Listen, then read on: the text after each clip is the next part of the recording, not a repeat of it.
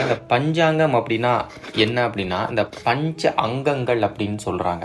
பஞ்ச அப்படின்னா 5 அப்படின்னு அர்த்தம். அங்கங்கள் அப்படிங்கிறது அதனுடைய கிளைகள் அப்படின்னு அர்த்தம். அப்போ பஞ்சாங்கம் அப்படிங்கிறது இந்த 5 விஷயத்தை முக்கியமாக கொண்டது தான் இந்த பஞ்சாங்கம். என்னங்க அந்த 5 விஷயம்?